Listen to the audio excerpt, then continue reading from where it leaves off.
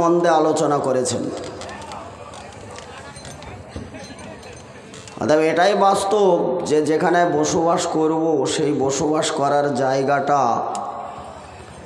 কেমন হবে, কেমন রূপের হবে, কি হবে, থাকা যাবে না যাবে না, এ বিষয়টা প্রত্যেকটা জ্ঞানীগুণী মানুষের এটাই তো কর্তব্য। একটা জায়গা কিনতে গিয়ে সেই জায়গায় বাড়ি হবে কি হবে না, সেই জায়গাটা বসবাস করার মতন উপযুক্ত কি উপযুক্ত না, এটা তো জানাই দরকার। সে তো আল্লাহ রাব্বুল আলামিন এটা জানিয়েছেন বহু পূর্বেই, আগে দুনিয়া নিয়ে ভাবতে বলেছেন। আর এই ভাবনাটার ফল সেটা হচ্ছে পরকাল। যেহেতু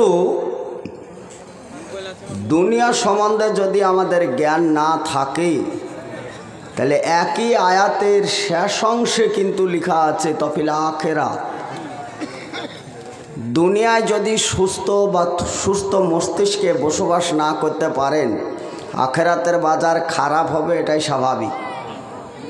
আচ্ছা বলুন তো, যেই প্রতিষ্ঠানগুলো চলে মাদ্রাসা দুনিয়াতে না, এটা তো মনে হয় মসজিদেরই জালসা, তাই না? মসজিদটাও যদি বানাতে হয় কোথায় বানাবেন? দুনিয়ায়। নামাজ যদি পড়তে হয় তবু দুনিয়ায়। যে আজান দিয়ে আহ্বান জানাচ্ছেন সেটাও দুনিয়ায়। দুনিয়ার ফল যদি ভালো হয় তাহলে সে আখেরাতে আপনি কামিয়াব হবেন। দুনিয়ার ফল যদি খারাপ হয় তাহলে আখেরাতেও আপনার খারাপ হবে, এটা স্বাভাবিক, এটা বলা লাগে না।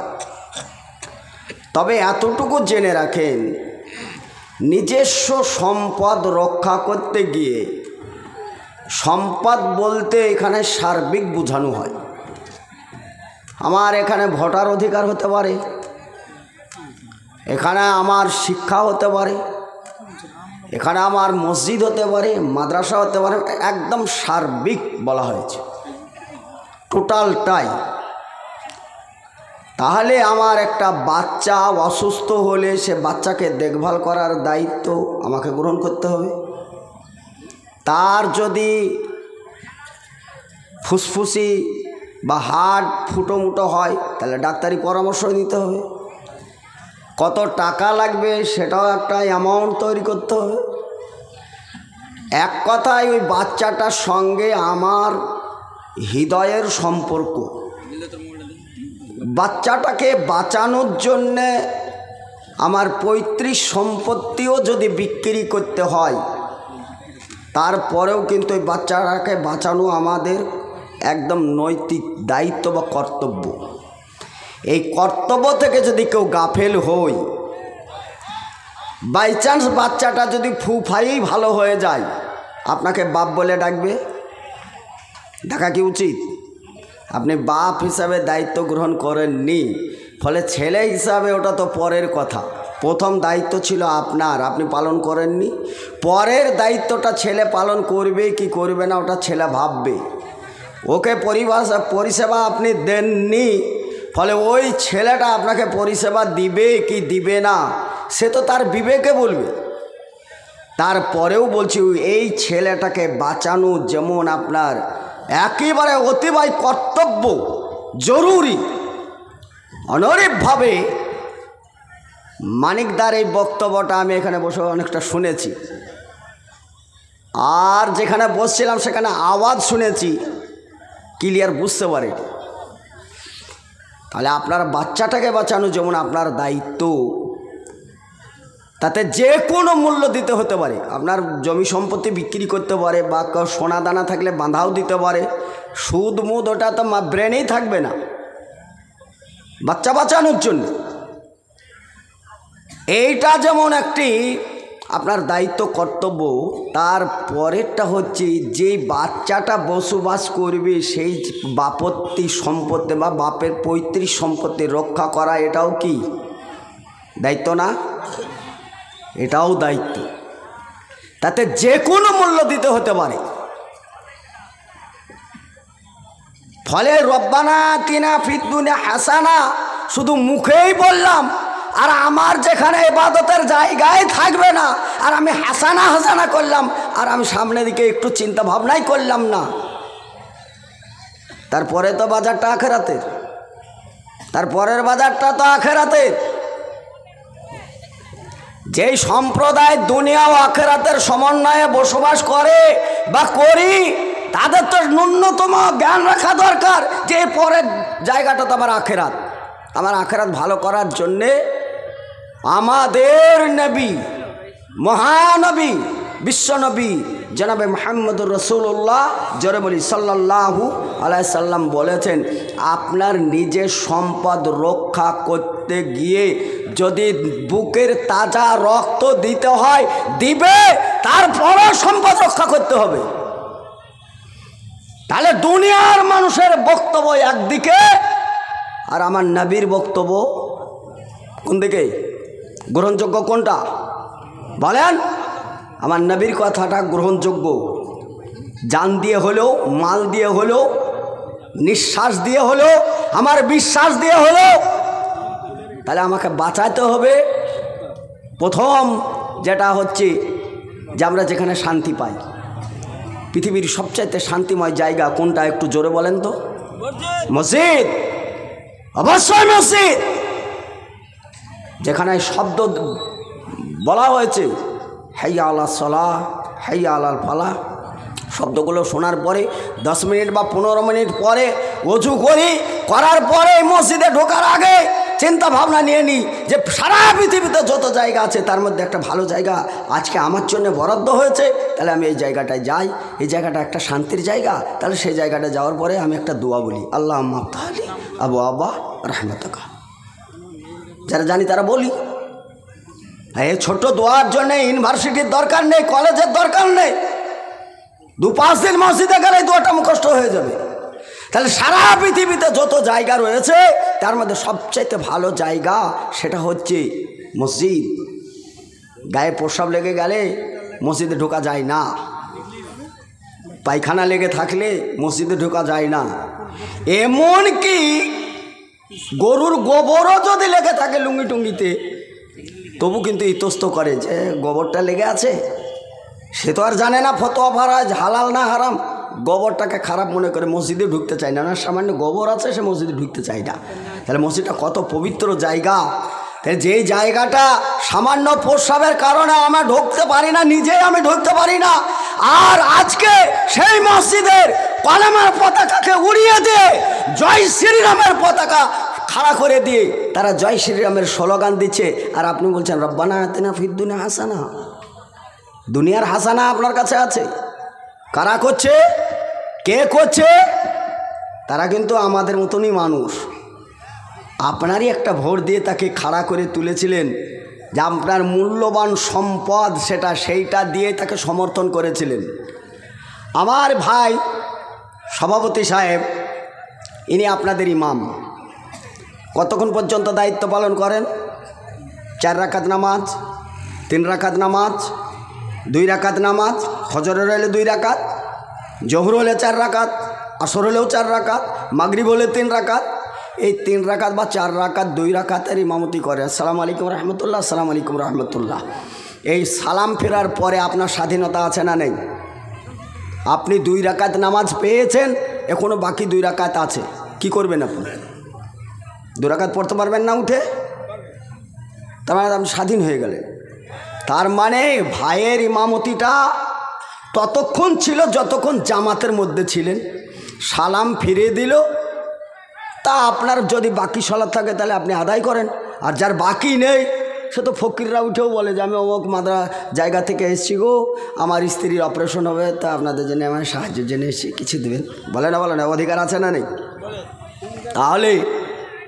তাহলে আমি সালাম ফেরানো পর্যন্ত আমার এটা ইমামের দায়িত্ব।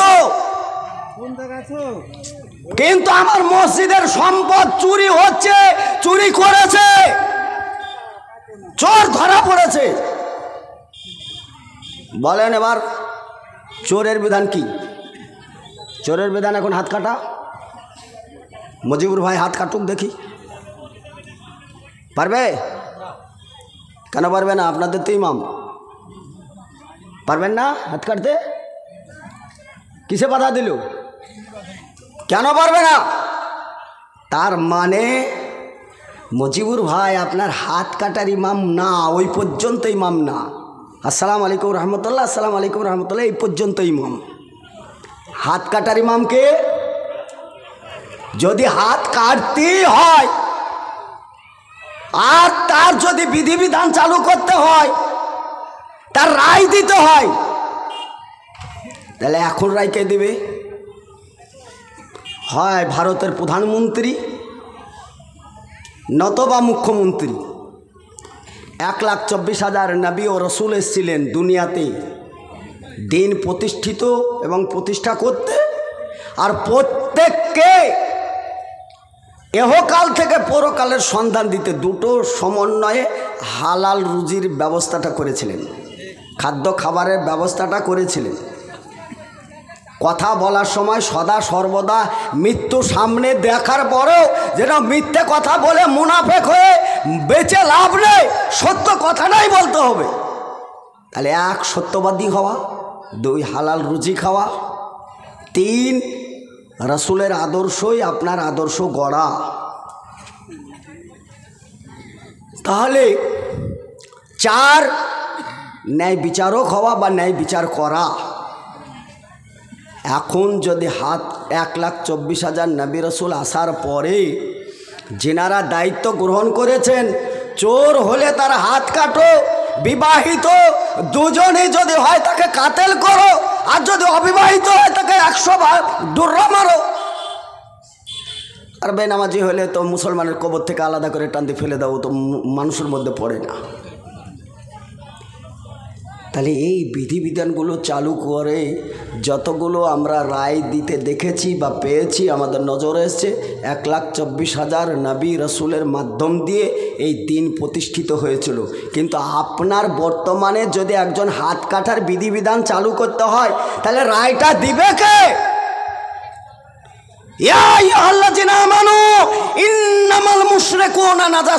পৃথিবীর মানুষ জেনে রাখো, যারা ঈমান নিয়ে এসছো জেনে রাখো যে তোমরা পৃথিবীতে যাদের ছাতার তলে দাঁড়িয়ে আছো তারা কিন্তু মুশরিক, তারা কিন্তু নাপাক।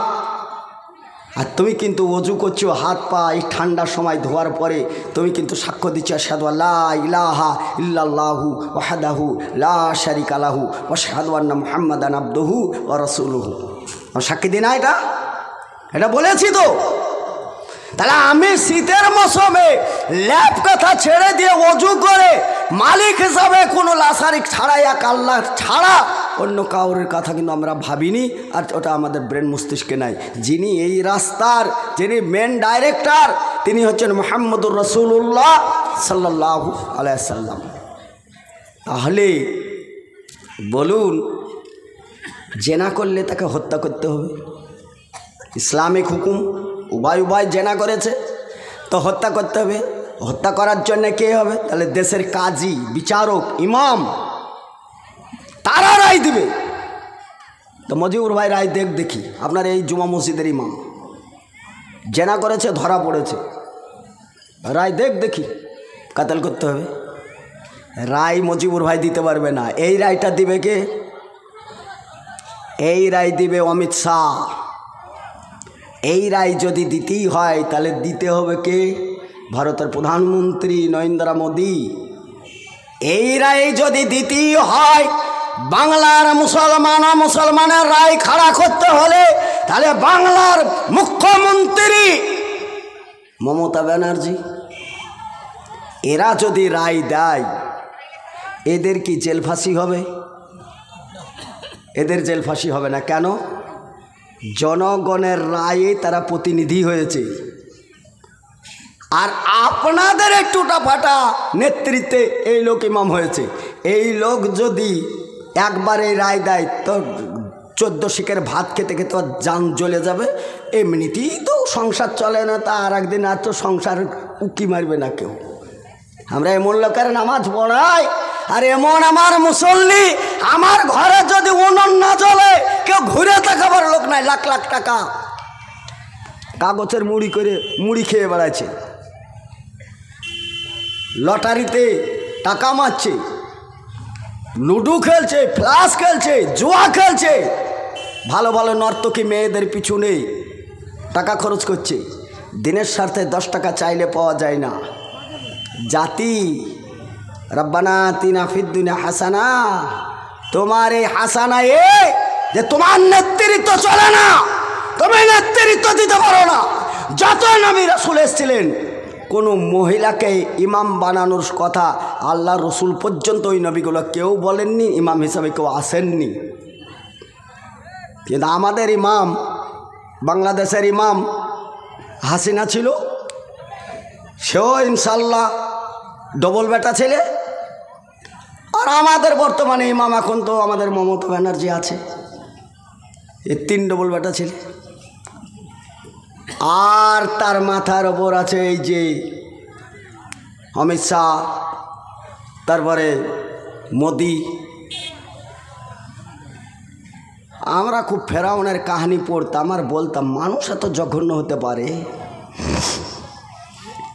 এত নোংরা হতে পারে, মায়ের পেট থেকে বাচ্চা ছিঁড়ে মেরে দিতে পারে, এত নির্দয় হতে পারে।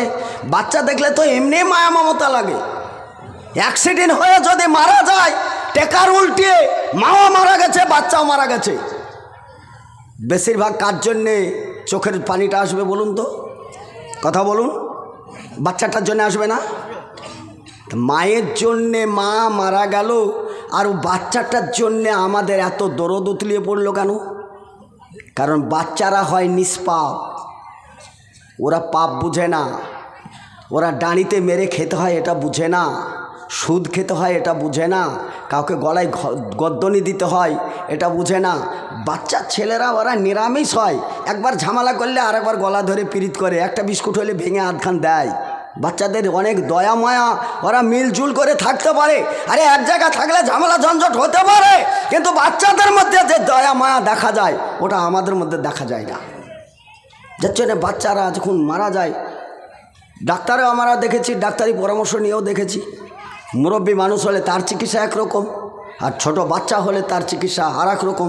বাচ্চা হলে খুব তৎপর, খুব চিকিৎসার জন্য দৌড়ে বেড়ায়। কেন?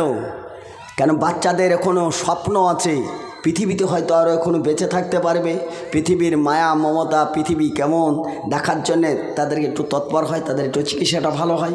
কিন্তু এই পৃথিবী থেকে, মায়ের পেট থেকে শিশু সন্তানকে বের করে হত্যা করে, নীল নদে রক্তায় রক্তিত করে ফেরাউন পৃথিবীর সর্বনিম্ন নিকৃষ্ট একজন মানুষ, তার সেটা প্রমাণ করেছে। এই পর্যন্ত ইতিহাস ছিল, ইতিহাস এই পর্যন্ত ছিল। বর্তমান প্রেক্ষাপটে ফেরাউনকে ছাড়িয়ে গেছে, ইতিহাসের মানচিত্রকে ছাড়িয়ে আর এক ফেরাউনের আবির্ভাব হয়েছে। সে হচ্ছে আমাদের ভারতবর্ষের প্রধানমন্ত্রী। আলেমরা কথা বলতে পারে না কেন? আমরা ঝেড়ে কাশতে পারি না কেন? আমাদের বক্তব্যতে ধার থাকে না কেন?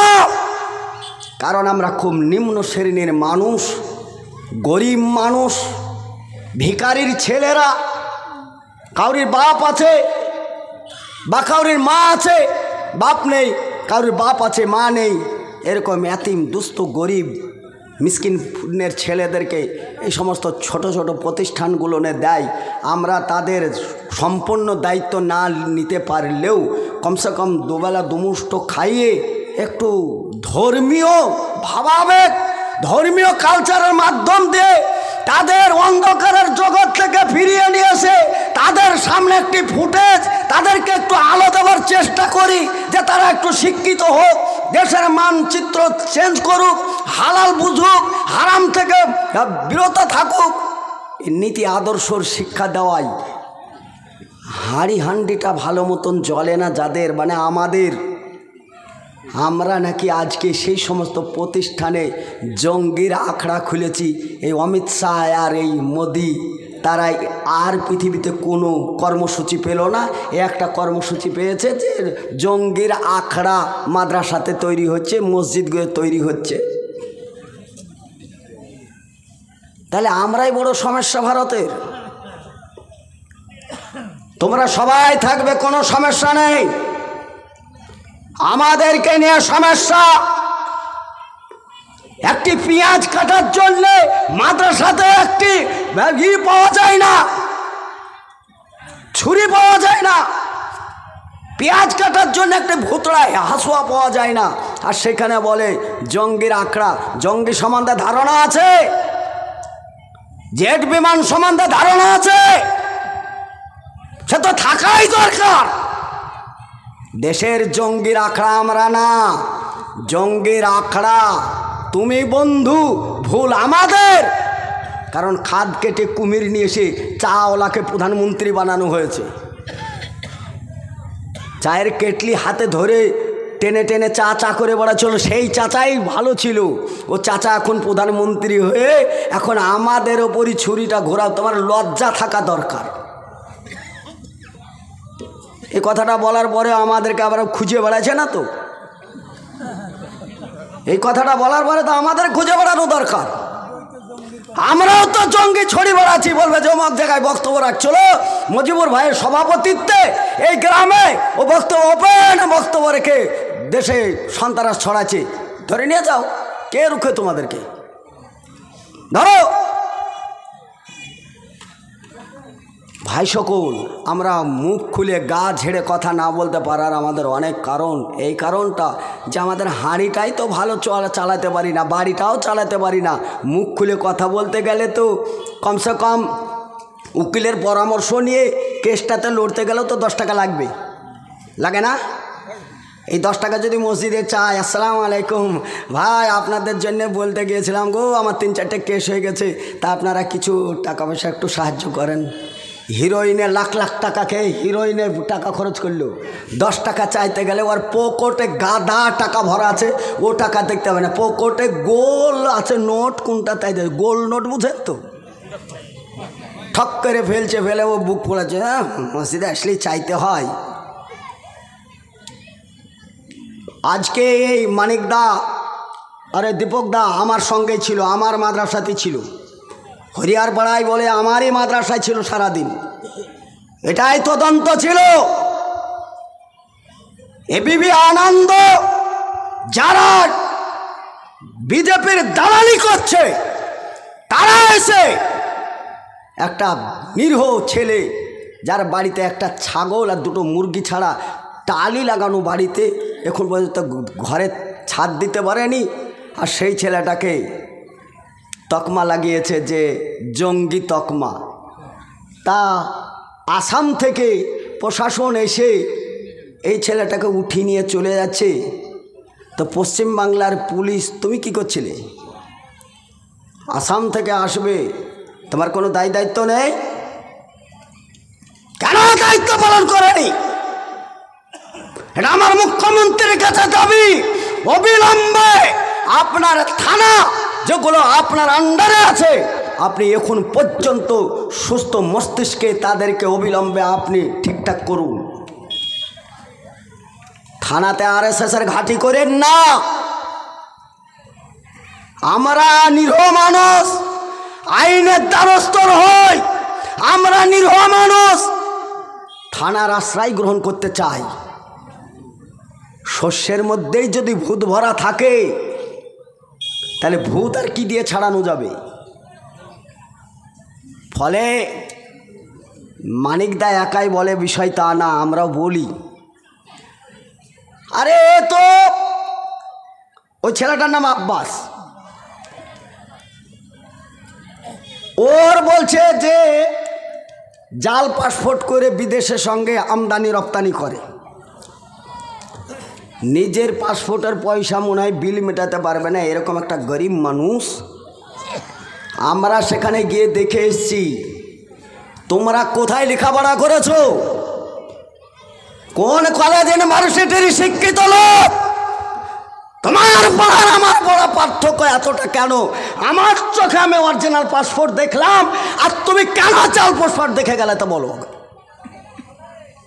এই সমস্ত গদি মিডিয়া যদি কোনো জায়গায় ঢুকে নির্বিচারে খাম্বায় বেঁধে রাখেন, আরও সমস্ত মিডিয়া আসুক, বাস্তব কোনটা এটা প্রমাণ করেন। আমার বক্তব্য ফার্স্টেই আমি বলেছি রব্বানা আতিনা ফিদ দুনিয়া হাসানা কফিল আখেরাতে। আগে দুনিয়া ঠিক করেন, আখেরাত ঠিক এমনি হয়ে যাবে। মসজিদের আজান বন্ধ হচ্ছে, মসজিদের বুলডোজার দিয়ে ভাঙা হচ্ছে, নীরবে সহ্য করতেই আছি। আমার একটি দোষ, ব্যক্তিগতভাবে আমার মুখের ঘাট। কিছুদিন আগে একটা বক্তব্য রেখেছিলাম, সেই বক্তব্যতে এত চাপে পড়েছিলাম, ওই চাপে পড়ার পরে আমি বুঝতে পেরেছি কোন জাতির পিছনে দৌড়ি, আর এরা জাতি না বেজাতি না আজাতি কিছুই বুঝতে পারি না। খারাপ আপনাদেরকে লাগলে আমার কিছু করার নেই, এই কারণে নেই, যার ঘা তারই ব্যথা বেদনা বুঝেই। আমি একাই আসামি না, এই লোকটি আপনাদের এলাকার লোক, আমার চাইতে আপনারা বেশি ভালো বুঝেন। লোকটি হাঁটতে গেলে সোজা পায়ে হাঁটার মতন ক্যাপাসিটি না, একটা লাঠির সাহায্যে হাঁটে। এই লোকটাকে চঙ্গি বলে ধরে রেখেছিল। আপনারা সব জানেন। কেন মুখ বন্ধ করে রাখেন? কেন মুখ বন্ধ আছে? এবার কোন জ্বালা? চারিদিকে শয়তানের খেলা, মুসলিম মুখে জমতালা। কথা বলে না রে, এরা কথা বলে না। কথা বলার সাহস আপনাদের নেই, কথা বলার সাহসটুকু আপনারা রাখতে পারেন না। সৎ কথা বলবেন, সত্য কথা বলবেন, সদা সর্বদা সত্য কথা। আপত্তি আছে? মান তামাসসাকা বিসুন্নতি ইনদা ফাসাদ উম্মতি ফালাহু আজরুহু। হাদিসের একটা অংশ বাড়ানো আছে, মিয়াতা শাহিদিন, 100 শহীদের মর্যাদা গ্রহণ করতে হলে সত্যটাকে প্রতিষ্ঠান করতে হবে। মিথ্যের সঙ্গে চিরদিন লড়াই হয়ে এসছে, আজও হবে, সেদিন ছিল, আজও আছে। কি হয়েছে তা? কি হয়েছে? অকুল যা আল হাক্কু জাহাকাল বাতিল ইন্নাল বাতিলা কানা জাহুকা। মাঠে নেমে দেখেন, সত্য প্রতিষ্ঠা হবেই হবে, মিথ্যা বিলুপ্ত হবে, কোরআনের ফরমান। আপনি মাঠে নামেননি, আপনি বুঝতে পারেন না। বলা বাহাল্য, বাবরি মসজিদের অবস্থা বলার দরকার নেই, এটা তো জানা কথা, সবাই জেনেছেন। বাবরি মসজিদ 3 ভাগ করে সব নিয়ে নিয়েছে, ভাগাবাটারি হয়েছে, সেখানে মন্দির তৈরি হয়েছে, সব কিছু হয়ে গেল। পরে দেখলাম মৃত্যুর সংবাদ, কামারপাড়ার রসুল, আপনি বাড়ি যান, আপনার ভাই ইন্তেকাল। কামারপাড়ার রসুল ভাই যদি রসুল ভাই যদি আপনি এখানে থাকেন, তাহলে আপনি বাড়ি যান, কারণ বাড়িতে আপনার ভাই মৃত্যুবরণ করেছে। আল্লাহ ভাইয়ের আমল যদি ভালো থাকে, যা যায় খায়ের, আল্লাহকে ভালো মাকাম দান করো। তাহলে বাবরি মসজিদের পরে নজর দিল জ্ঞানপাপী মসজিদ। জ্ঞানপাপী মসজিদের ইস্যু খাড়া করলো, একটা শিবের লিঙ্গ পাওয়া গেছে। শোনেছেন না শোনেননি? শোনেননি? সেখানে শিবের লিঙ্গ পাওয়া গেল। আমরা একটু চিন্তিত হলাম যে মুসলমানদের তো কোনো একটি জায়গায় সামান্য একটু মানুষই যদি দাবি করে যে এই জায়গাটা আমার দাদার জায়গা, রেজিস্টার হয়নি, সে দাবি করছে নাতিতে, মুসলমানরা ভেবে চিনতে ইবাদত করবে কি করবে না বলেন? দাদু জমি দান করে গেছে, একটু আগে মানিকদা বলছিল, দাদা জমি দান করে গেছে, রেজিস্টার হয় নাই, মৌখিকভাবেই হয়তো বলেছে। নাতি নাতকুড়িরা বড় হওয়ার পরে খতিয়ে দেখতে গিয়ে দেখলো মসজিদটা দাদা মৌখিকভাবে দিয়েছে, রেজিস্টার করে দেয় নাই। এখন দাদা হয়ে নাতিরা আপিল করলো যে এই জায়গাটা আমাদের জায়গা, এর উপর আমার দাদা মৌখিক দিয়ে গেছে, আমরা কিন্তু এই মসজিদটা আমাদের জায়গাটা নেই, আমরা এখন মসজিদটা চাই।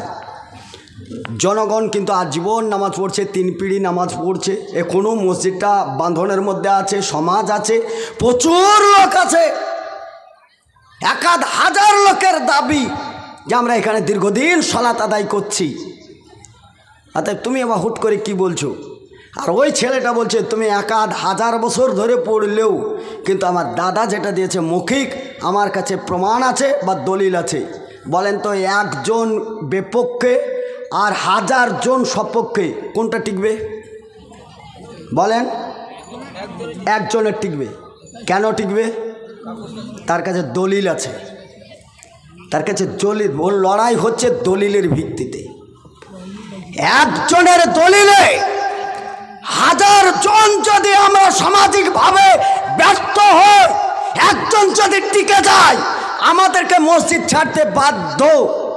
বাধ্য না? যদি কেউ জোর করে সলাত আদায় করব মনে করি, তাহলে সলাত আদায় করাই হবে, কিন্তু আমলে গুছাল দেয়া যাবে না, আমলে ভুয়া থাকবে।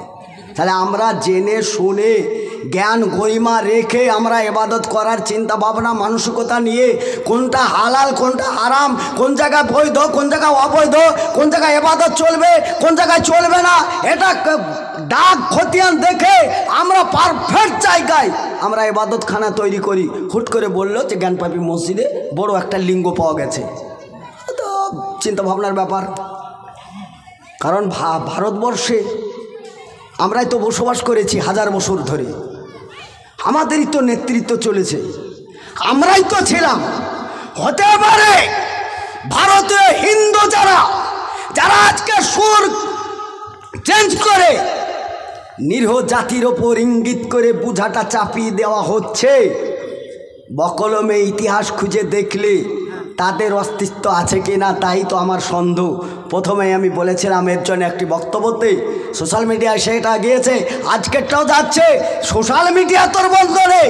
আমার কথা হচ্ছে ভারতবর্ষে যদি হয় এনআরসি হয় হোক, এমপিআর হয় হোক, আমাদের কোনো আপত্তি নেই, কিন্তু ভারতের নাগরিক হিসাবে প্রধানমন্ত্রীও তো এই দেশের নাগরিক, অমিত শাহ তো এই দেশের নাগরিক।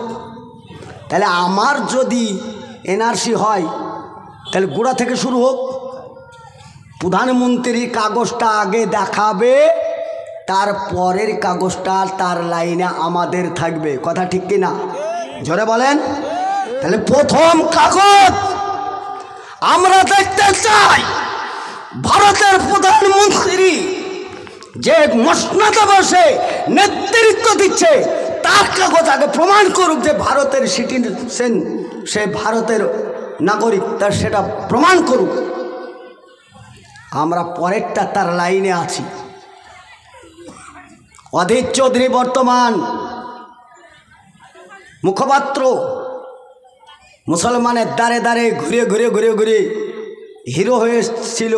তার বক্তব্যতে শুনেছি কুলিয়া আইয়ুহাল কাফিরুন লা আ'বুদু মা তা'বুদুন, এটাও বলতাম, লাকুম দীনুকুম ওই পর্যন্ত বলতাম। আর একটা আয়াত বলতো ফিনারে জাহান্নামা খালিদিনা, শিপেমরা সব জাহান্নামে যাবে, ওরা নাস্তিক, ওরা ধর্ম টর্ম মানে না। কোরআনের আয়াত বলতো, মুখরোচক ভাষা বলতো, আর মুসলমানগুলোকে একবারে গণ্ডির মধ্যে ঘিরে রেখে তামান ছেকে ভোটগুলোকে নিয়ে 25 বৎসর গদিতে ছিল। তখন কালকেই বললো অধীর চৌধুরী আমি অনুপ্রবেশকারী, তোমার কিছু করার থাকলে করো। কালকে বলেছে কথাটা। কালকে বলতে যখন ওর গদি ছিল, কাল বলতে কি বোঝায়?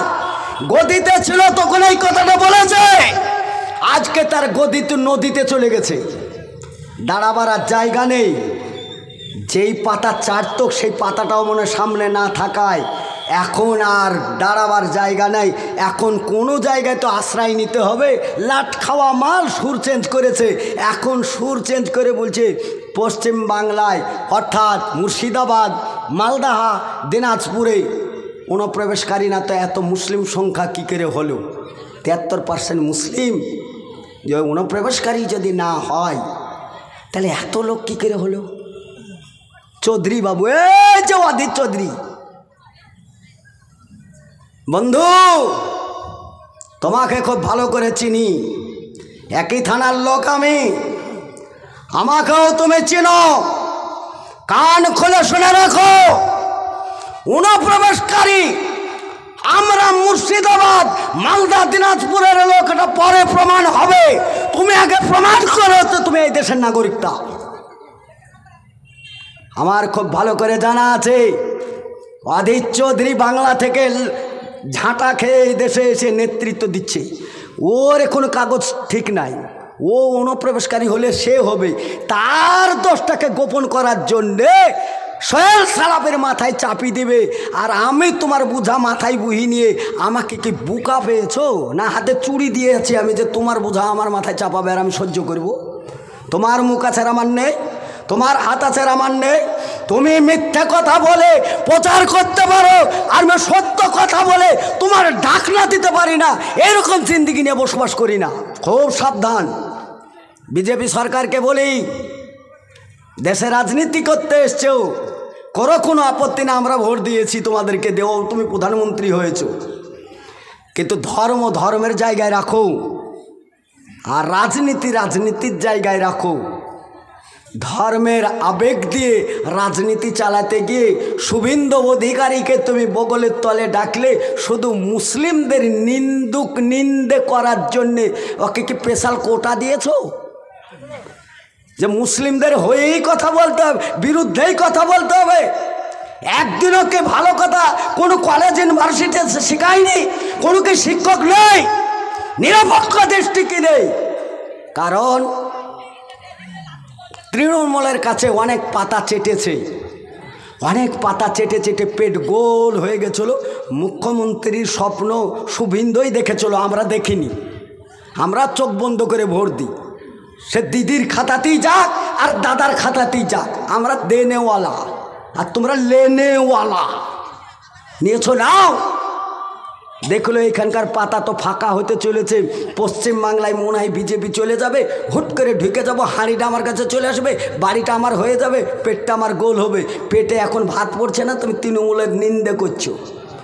তৃণমূলের করো, আমার আপত্তি না, আমি তৃণমূলের এজেন্ট না, কিন্তু তুমি মুসলিমদের কে গরুর গোশ বাটির বাটি ডাবর ডাবর গরুর গোশ খেলো, এখনও সোশ্যাল মিডিয়া খুলেন ওর সামনে গরুর থালা পড়ে থাকে, আর ও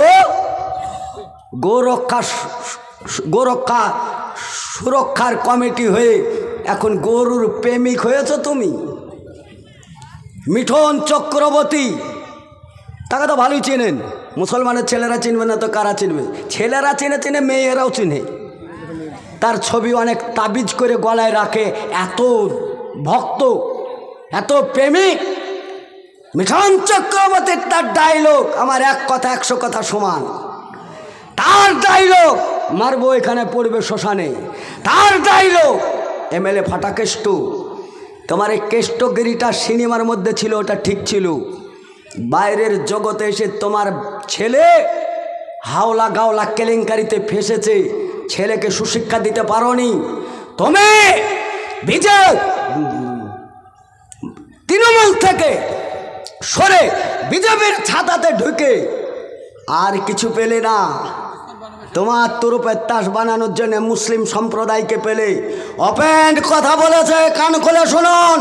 কলকাতার বুকে দাঁড়িয়ে মিঠন চক্রবর্তী বলেছে যে মুর্শিদাবাদে 73% মুসলিম বাস করে, তাদেরকে কেটে গঙ্গায় ভাসিয়ে গঙ্গার পানি অপবিত্র করে কোনো লাভ নেই, ওদেরকে কেটে মাটিতে পুঁতে ফেলা হোক। ওপেন চ্যালেঞ্জ করে বলেছে।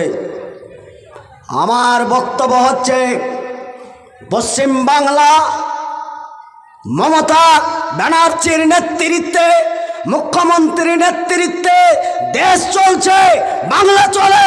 মিঠন চক্রবর্তীকে অবিলম্বে গ্রেফতার করা হলো না কেন? তাকে স্পর্ধা দেওয়া হলো কেন? কলকাতার মাটিতে তো সে বক্তব্য দিল। তুমি 73% মুসলিমকে কচু কাটা করবে, মাটিতে পুঁতে ফেলবে, আর আমরা কচু খাবো? হাত আমাদের নেই। ও সত্য শ্লোকাস, বড় বিচিত্র এই দেশ। আমরা করলেই সর্বনাশ, তোমরা করলে বেশ। তোমরা মারলে দেশপ্রেমিক, আমরা মারলে খুন। তোমাদের গলায় ফুলের মালা, ঘুচে আমাদের ঘুম। তোমরা বললে সবটাই ঠিকঠাক, আমরা বললেই অপরাধ। তোমরা বললে ঠিকঠাক, আমরা বললে অপরাধ। ভাই সকল, এইরকম শুধু এই শুভেন্দু, এইরকম মিঠন, এরকম চৌধুরী ব্যানার্জি চ্যাটার্জি না, হাজারো ট্রেনিং প্রাপ্ত মুসলিম বিরোধী বিদ্বেষী নিয়ে এরা চক্রান্ত করে মাঠে নেমেছে। মাকারু মাকার আল্লাহ আল্লাহ খায়রুল মাকিরিন। এই চক্রান্ত যদি তাদেরকে লক্ষ্যভ্রষ্ট করতে চায় তাহলে রব্বা হাযাল বাইত আল্লাযী আত'আমাহুম মিন জিউ ওয়া আমানাহুম মিন খাউফ, মসজিদে আসেন যেই জায়গায় আল্লাহর সাহায্য সহযোগিতা আসে, ইয়া আইয়ুহাল্লাযীনা আমানু ইন তানসুরুল্লাহ ওয়া ইয়ানসুরুকুম। সাহায্য একমাত্রই ইবাদতের মাধ্যমে, পবিত্রতার মাধ্যম দিয়ে, আল্লাহর নৈকট্য লাভের মাধ্যম দিয়ে মসজিদ আবাদ করেন। খাবার থেকে, ভয় থেকে মুক্তি পেতে হলে নিজের বিবেক বিবেচনা আত্মসমর্পণ করার জন্যে যেই রব আপনাকে সৃষ্টি করেছে রবের কাছে আত্মসমর্পণ করেন, গোটা দুনিয়া চেঞ্জ হয়ে যাবে। রাস্তাঘাটে সালাম দিতে ভয় লাগে না ভাই? হাতে বালা, গলায় মালা, কানে দুল, লম্বা চুল, এ মুসলমান না হিন্দু না সাঁওতাল না মুচি মেথর না ডোম, সালাম দিতে যেয়ে তো কটকরে আটকে যায় যে আসলে সালামটা দিব তো দিব কি। মানিক ফকিরকে সালাম দিতে কোনো যায় আসে না, ওর বড় বড় সুন্নাতি চুল রেখেছে, দাড়িও রেখেছে, ও মুজ সমাদার ধারণায় তো মুজটাও রেখেছে, ওকে সালাম দিতে আপত্তি কী? আর দাড়ি রেখে তো সালাম দেওয়া যাবে। আর আপনার দাড়ি চাচা তো দূরের কথা মাড়ি পর্যন্ত চেঁচে উড়িয়ে দিয়েছেন, আপনাকে তো বুঝাই যায় না আসলে মুসলমান এটা বেটা ছেলে না মেয়ে ছেলে না হিজড়ে না এর কোয়ালিটি আছে না নন কোয়ালিটি। ফলে আপনাকে দেখে তারা ভয় করবে কেন? আপনাকে উড়াবে না তো কাকে উড়াবে? কোরআনের একটি আয়াতও তো জীবনে বাস্তবায়িত করেননি, কোরআনের একটি আয়াতও তো খুলে দেখেননি যে কোরআন কি বলতে চাইছে। এই জমিনে বসবাস করার ব্যাপারে এই কি বলেছে এটা তো একবারও ভেবে দেখেননি। জাকাত কাকে দিতে হবে, কোথা থেকে নিতে হবে আপনি ভেবে দেখেননি। ফলে আজকের বক্তব্যটা যদিও কোরআন হাদিস এর, কিন্তু বক্তব্য এটা দেওয়ার আমার ইচ্ছা ছিলও না, এই বিষয়টা আমারও ছিল না। আমি হট করে এখানে বিষয়টা ওই মানিকদার বক্তব্য শুনতে শুনতে বিষয়টা আমার এই দিকে ঢুকে পড়লো।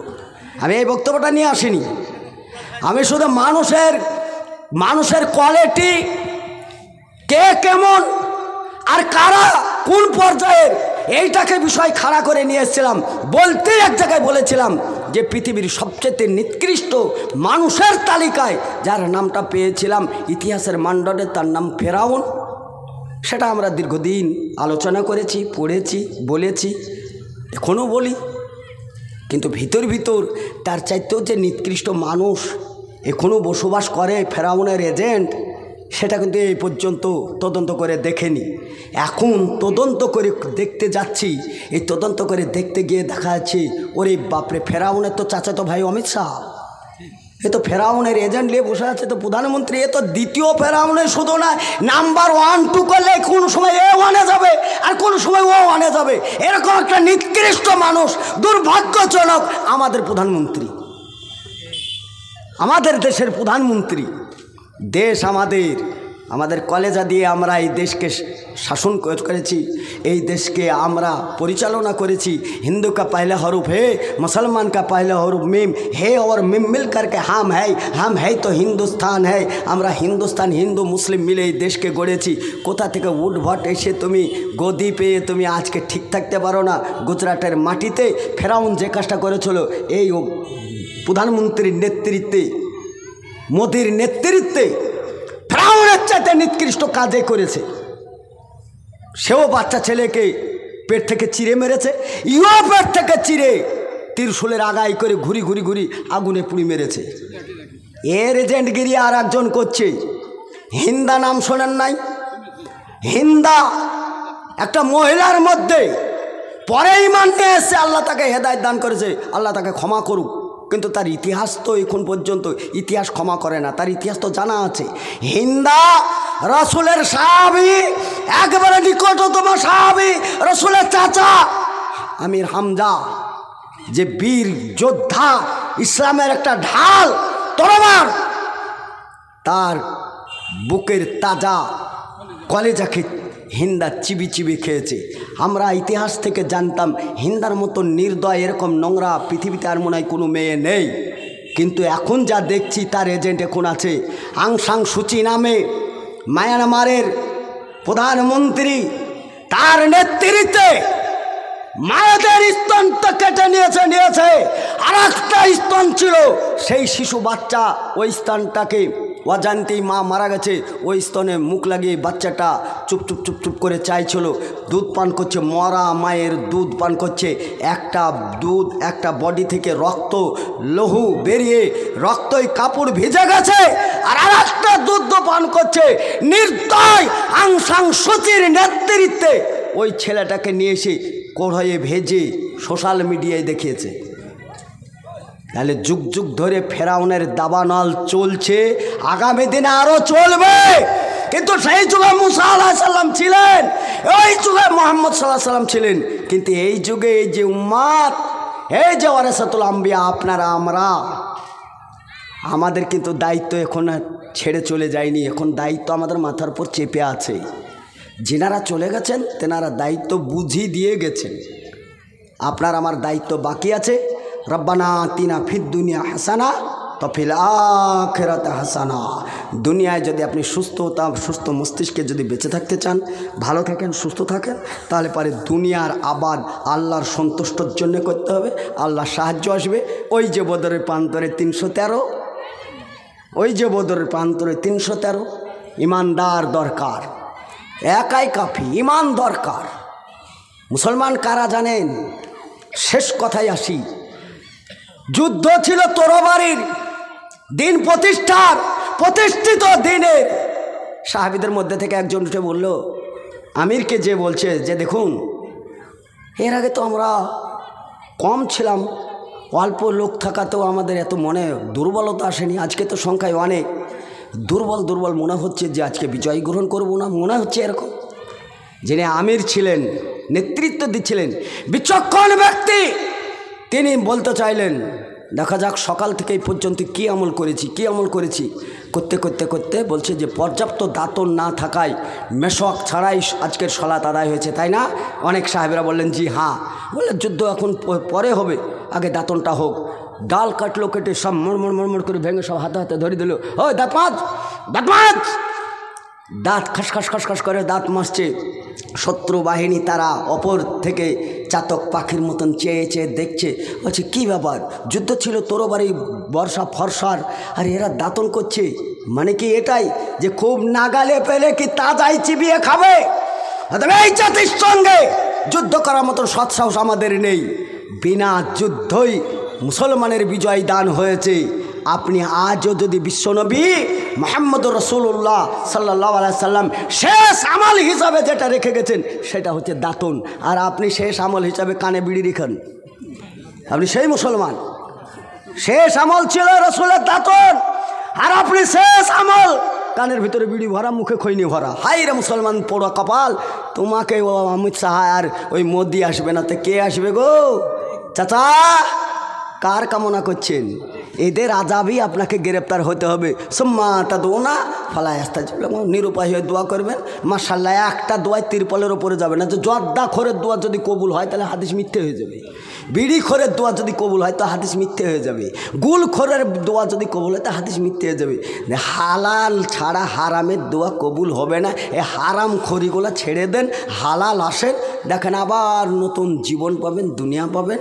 আল্লাহ আপনাদেরকে হেদায়েত দান করুক, আপনাদেরকে আল্লাহ সঠিক রাস্তা দান, আল্লাহ রাস্তা দেখান। ইন্নাল্লাহ রব্বি ওয়া রাব্বুকুম ফাবুদু হাযা সিরাতুল মুস্তাকিম। আল্লাহ আমাদেরকে সেই রাস্তার সন্ধান দাও যে রাস্তায় তুমি সন্তুষ্ট থাকো, এহকাল পরকাল আমাদেরকে কল্যাণ করুন। আমিন। ওয়া আখিরি দাওয়ানা আলহামদুলিল্লাহি রাব্বিল আলামিন। ভাই এটা